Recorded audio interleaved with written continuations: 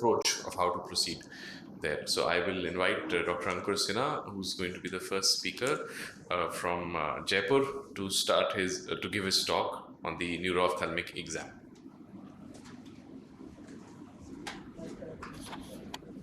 For giving this opportunity. So I'll be talking in brief about the basics of neuro-ophthalmic examination. So the neuro-ophthalmic history or the symptom starts usually, the examination starts with the history. Then we have the ocular examination in terms of the visual acuity, confrontation, visual fields, pupils, and the fundus examination, the systemic examination, and then the investigations, which could be systemic or ocular.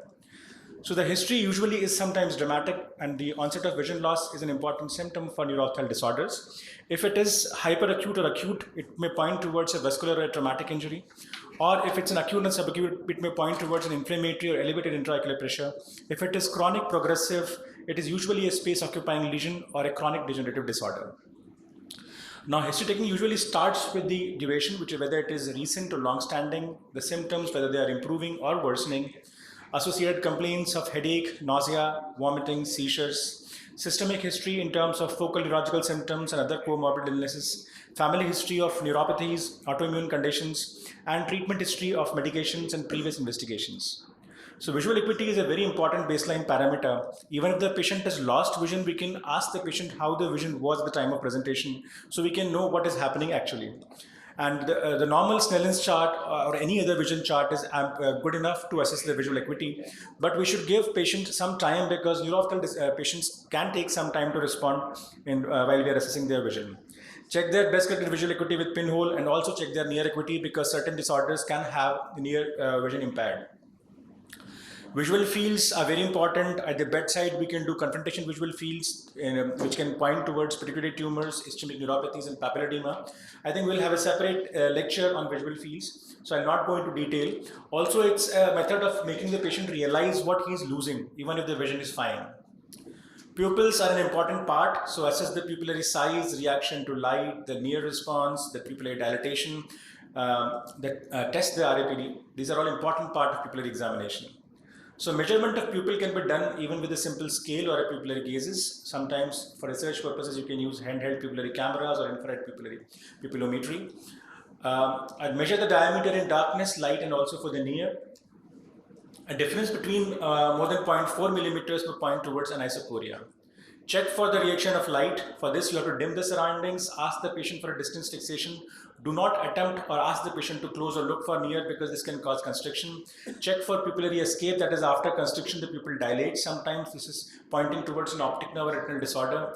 Check the latency and speed of constriction, and consensual light reflex has to be checked in all cases. So also check for the near triad. Again, for this, dim the light and give an accommodative target.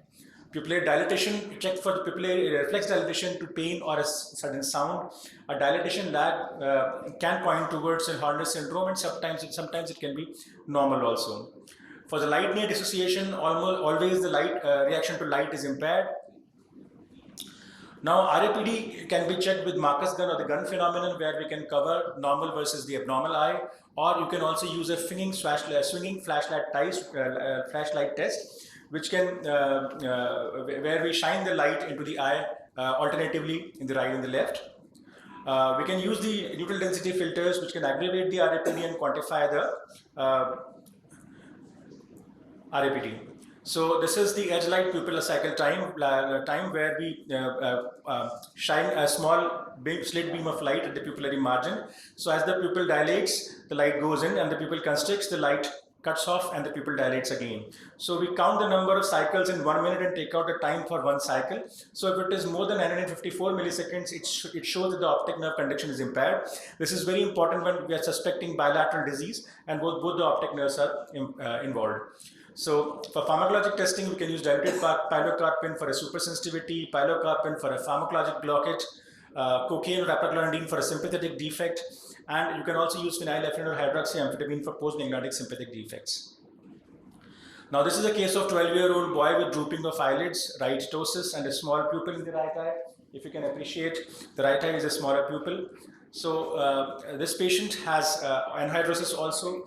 So this was the MRI thorax which was done, and the patient has a large paraspinal mass.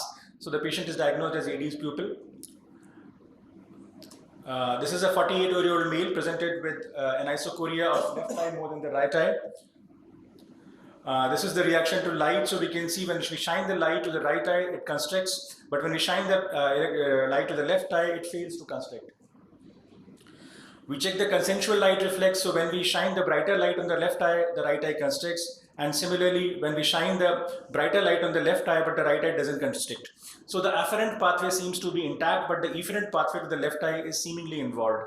Also, when we look at the constriction, the left eye constricts like a vermiform, serpentine manner, but the right eye is showing you a good concentric constriction of the pupil. So this is at the time of presentation, and this is after reading for the 5 minutes. So yes, for the near work, the pupil does become smaller, but still remain anisochoric. So the patient is diagnosed as AD's pupil, and then he's prescribed asymmetric AD and photochromatic glasses for distance.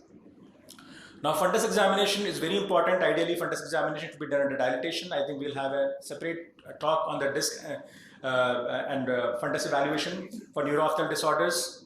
So various parameters of disc should be examined.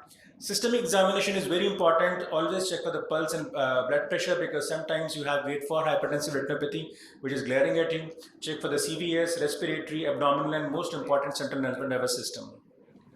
For CNS examination, check for the orientation, gait, and the attitude of the patient. Check all the cranial nerves from 1 to 12th. Check the motor system in terms of power, deep tendon reflexes, sensory system, and the cerebellar system for gait, finger, nose test, and dysdiadochokinesia. Investigations, there could be ocular investigations like color vision is important.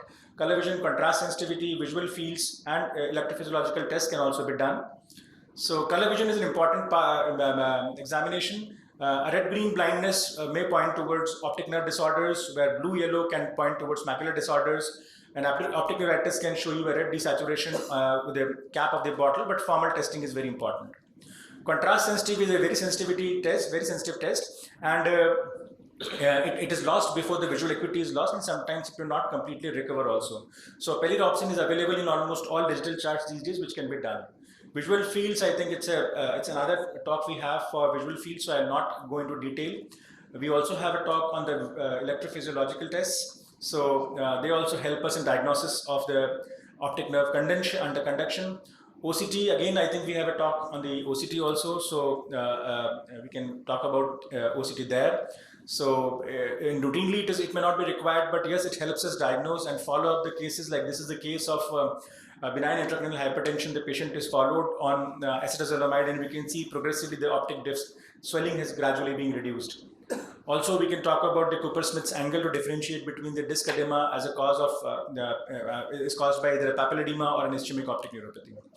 Now there is a battery of investigations. We have to kind of tailor these investigations depending upon the signs and symptoms, and also get the Montague's test, at least in the Indian scenario. Radiologic investigation is a very important part, especially the MRIs for various kinds of neuro-ophthalmic disorders. So a methodical exam and workup is a must to arrive at a good diagnosis.